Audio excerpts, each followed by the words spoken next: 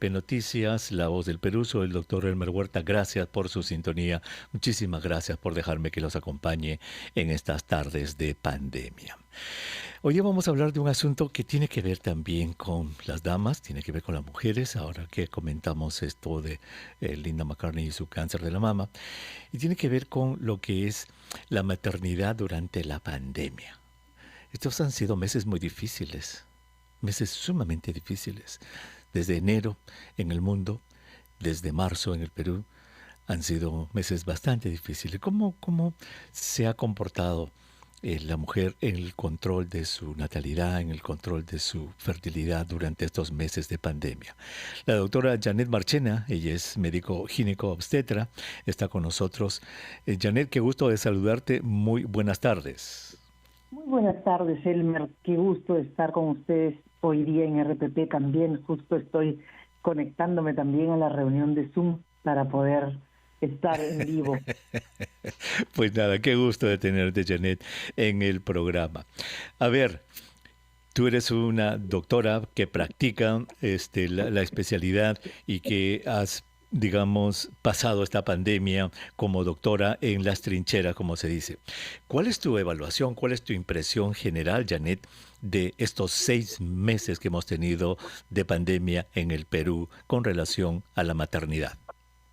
En primer lugar, deberíamos decir que cuando hemos empezado esta pandemia, no teníamos ningún conocimiento los ginecólogos y por ende también los pacientes estaban muy angustiados respecto a cuáles serían las consecuencias de esta virosis durante una gestación para un bebé.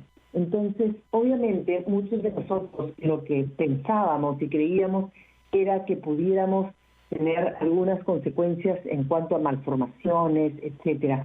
En realidad, hemos visto, conforme ha pasado el tiempo, que si bien no existen consecuencias directas sobre la criatura, sí hemos tenido mucho que ver que en algunos casos la gestación ha tenido, por ejemplo, retardos en el crecimiento, ha tenido también amenazas de parto prematuro o parto prematuro propiamente dicho.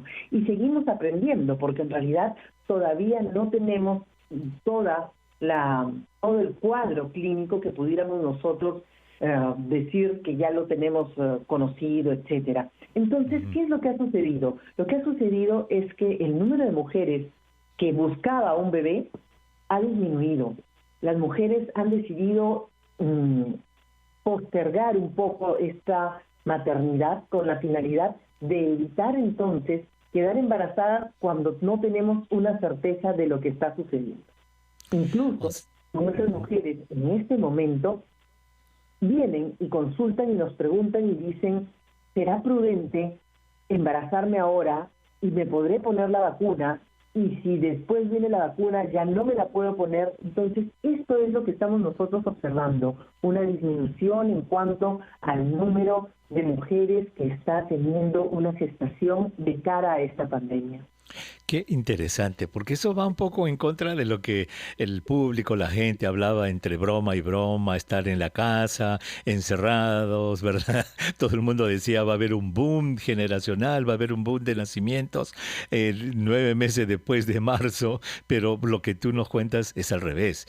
Las personas han ejercido mucha responsabilidad en el control de su natalidad y la impresión tuya es de que al revés, sí, las mujeres y los hombres obviamente se están cuidando mucho más, o sea que no vamos a tener ese boom que se esperaba, Janet. No, aparentemente, porque obviamente muchos también no tenían una relación en la cual convivan y la gente al no tener contacto, sino solamente a través de redes, entonces cada vez hay menor posibilidad de una gestación, todo el mundo se está cuidando, se habló mucho acerca de la contaminación tanto de la secreción vaginal como del semen, entonces las personas están usando mucho preservativo y han decidido postergar la maternidad, como te explicaba, porque no saben cuál va a ser la reacción. En cuanto a las mujeres que ya estaban embarazadas, sí han tenido que buscar en algunos casos ayuda, sobre todo cuando han tenido esta enfermedad. Gracias a Dios, en realidad hemos ido poco a poco conociendo el virus y podemos decir que por el momento no tenemos una consecuencia directa sobre la formación de una criatura cuando la mamá tiene esta enfermedad, incluso en las primeras semanas de vida. Ujú. Muy bien, qué interesante. Entonces, es cierto, debido a que esta es una enfermedad completamente nueva y que las noticias se han estado dando poco a poco a medida que se han ido conociendo los datos y los hechos científicos, obviamente eso las señoras, las mujeres en edad reproductiva han ido escuchando esas noticias y han ido preparándose. De todos los temores que, digamos, se han escuchado, Janet, ¿cuáles son los temores más comunes que tus pacientes te han comunicado, por ejemplo, con relación a su maternidad y la pandemia? El primero, si es que existiría alguna malformación en caso de contraer la enfermedad durante la gestación. ¿Y El qué le segundo, respondes tú qué le respondes cuando te preguntan eso? a ver, lo que hay que responderle es que por el momento todos los indicios nos dicen que no se ve afectado, pero que de todas maneras nosotros tenemos que tener para el futuro, si es que la gestación continúa después de la enfermedad, un poco más de cuidado con algunas cosas que debemos recomendar. Por ejemplo, el seguimiento ecográfico con una ecografía Doppler para ver si es que el crecimiento de la criatura está normal. Habitualmente estas ecografías durante toda una gestación solo hacemos 3, pero en el caso de estas pacientes ya estamos haciendo un seguimiento un poco más continuo cada 15 días cuando han tenido esta enfermedad, con la finalidad de asegurarnos que la circulación, que la provisión de elementos nutritivos para la criatura sea la necesaria y sobre todo que tengamos un crecimiento apropiado para este bebé. Correcto.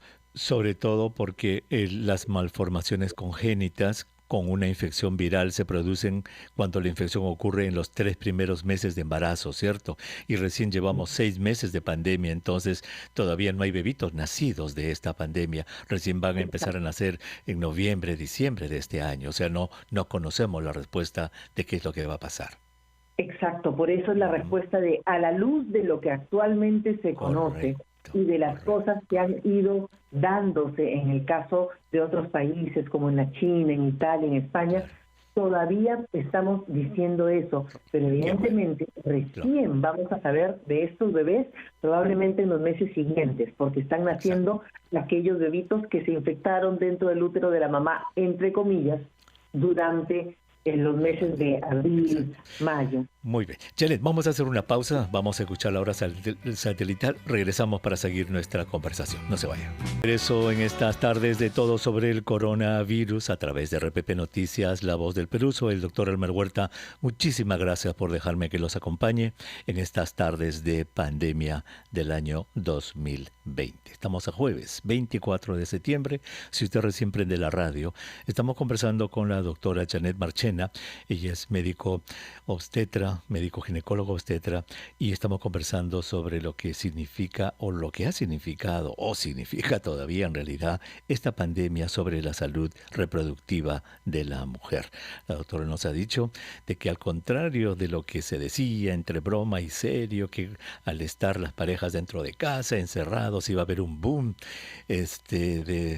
de babies, al final de esto ella dice que no, muchísima gente, muchísimas mujeres, por varios asuntos, temor al virus, temor a quedar embarazadas, a que se vayan a infectar, han controlado muchísimo su natalidad, lo cual obviamente es muy, muy positivo. Janet, en términos de ya, digamos, nos has dicho y lo que nos dijiste es muy importante, que no sabemos si este virus tiene, digamos, capacidad teratogénica, es decir, de provocar malformaciones congénitas, porque están viniendo recién informaciones de la China, los primeros bebés están naciendo que se infectaron sus mamitas en el primer trimestre en Europa, etcétera, todavía no hay nada, y en el Perú no tenemos nada porque tenemos 6 meses de pandemia. Si alguna señora se infectó en su primer trimestre, pues está corriendo el embarazo y no sabemos. Ahora, ya en relación a la enfermedad misma, cuando las señoras se infectan, ¿cuál es el protocolo que tenemos en el Perú? Una mujer embarazada, ¿se le hace la prueba del COVID? ¿Se hace prueba molecular, serológica? Guíanos en ese camino, por favor. ¿Qué es lo que nosotros estamos viendo? Lo que sucede es que cuando empezamos con esta pandemia pensábamos que le debíamos hacer exámenes a todo el mundo. En realidad, en la actualidad, cuando una mujer siente algún malestar, algún síntoma, va a acudir a su médico tratante, va a acudir a la emergencia de un centro de salud y ahí va a poder determinarse a través de una prueba de anticuerpos totales, a través de una prueba rápida serológica que nos va a poder indicar si ha tenido o no contacto con el virus. Estas pruebas rápidas que se hacían con un pinchazo en el dedo no son tan específicas, ahora se están haciendo más las pruebas en sangre, que vamos a determinar con una cantidad de sangre si es que la persona ha tenido directamente contacto con el virus. ¿Y qué buscamos ahí? Buscamos la respuesta inmediata, que es IgM, buscamos la respuesta tardía, entre comillas, que es el IgG, que significa que ya la paciente ha tenido el contacto con la enfermedad, y también buscamos, en algunos casos, sobre todo, también en la prueba molecular, con la finalidad de determinar estrictamente la presencia del virus.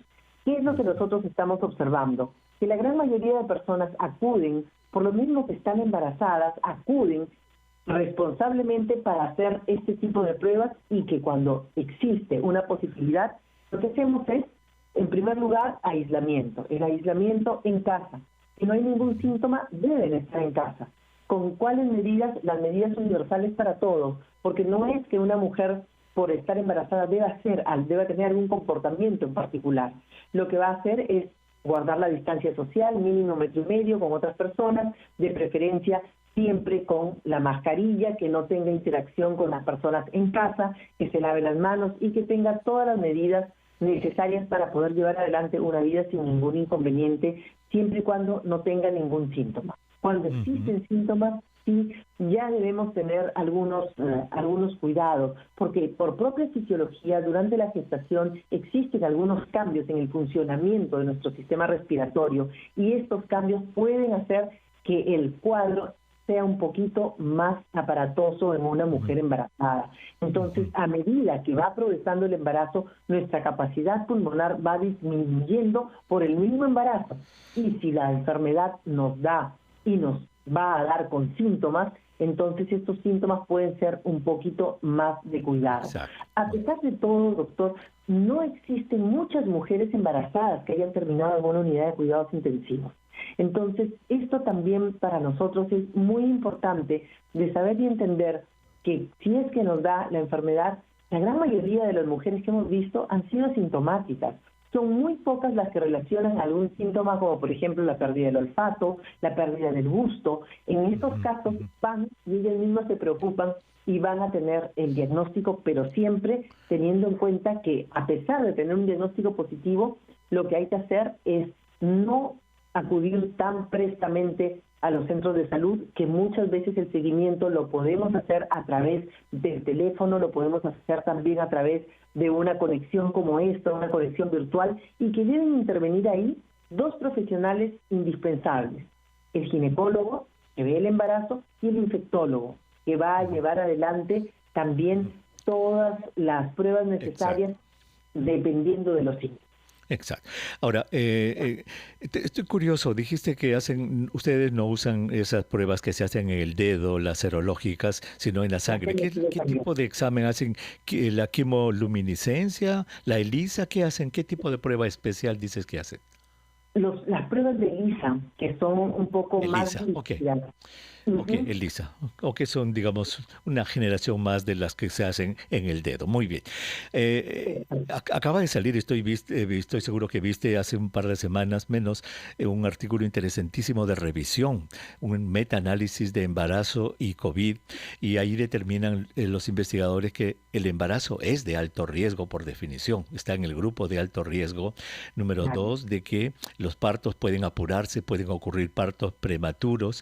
Y lo otro que me llamó la atención de esa revisión, Janet, es que la mujer embarazada que se infecta dice que casi no presenta síntomas y de un momento a otro se derrumba, llega hasta cuidados intensivos. ¿Han observado ustedes eso? Sí, lo que nosotros hemos visto también es que cuando una paciente va a tener este tipo de comportamiento de deterioro de su salud, siempre nos va a dar señales de alerta. Y las señales de alerta van por el lado de la hipoxemia, van por el lado de la taquimia, es decir, hay una respiración más frecuente, una sensación de falta de aire, y esto, si le ponen a una persona el pulsoxímetro de inmediato, vamos a ver que hay una disminución de la cantidad de oxígeno que está recibiendo, del porcentaje de oxígeno que está recibiendo, y esto nos va a permitir poder darle el soporte necesario. Pero, como bien decimos nosotros, ¿no? Si yo tengo una paciente, por ejemplo, en las últimas semanas, y esta paciente está con una enfermedad ya declarada por el SARS-CoV-2, es decir, ya está con COVID, entonces, ¿cuál debería ser el comportamiento? Porque muchas veces nos dicen, ¿sabes qué? Mira, espérate a que la paciente pase los días de cuarentena para que el bebé nazca. Y nosotros decimos, no, mejor que nazca en este momento, que todo está bien, que la mamá está estable, Claro. que el bebé está estable y que, es más, estamos también haciendo, al momento de Qué nacer a la interesante. criatura, Ujú. disminuyendo entonces esta El riesgo. posibilidad de complicación. El riesgo, claro que sí. Pues Janet, qué interesante. Me ha encantado conversar contigo. Estamos aprendiendo, ustedes están aprendiendo, todos estamos aprendiendo y es importantísimo para las señoras que nos han escuchado. Janet, encantado de haberte saludado. Muchísimas gracias por el tiempo que le has dado a los oyentes de RPP Noticias. Gracias. Mil gracias a ustedes. Buen día. Gracias, muchísimas gracias a la doctora Janet Marchena. Ya sabe, señora, estamos todos aprendiendo con respecto a esta enfermedad. Y usted sabe también que el grupo RPP, en línea con su compromiso con el desarrollo del país y con la calidad de vida de todos los peruanos, lanza la tercera edición de Mujeres de Cambio, una campaña destinada a construir una visión igualitaria en el país entre hombres y mujeres. Esta es una campaña que busca evidenciar el incremento de las brechas laborales y sociales entre hombres y mujeres durante esta nueva convivencia y proponer alternativas de solución. El afán de esta campaña no es crítico. Por el contrario, es aportar con la discusión y generar propuestas y alternativas de solución a los desafíos sociales y laborales de la mujer en esta nueva convivencia. La campaña tiene una duración de 8 semanas al aire con el compromiso de todas las radios del grupo, con especial participación de RPP, La Zona, Oxígeno, Felicidad y Radio Corazón, dirigidos a todos los ciudadanos del Perú. No se vayan, que vamos a regresar con Marco Loret Mola. Vamos a hacer una revisión completa de todos los números de la pandemia. Regresamos.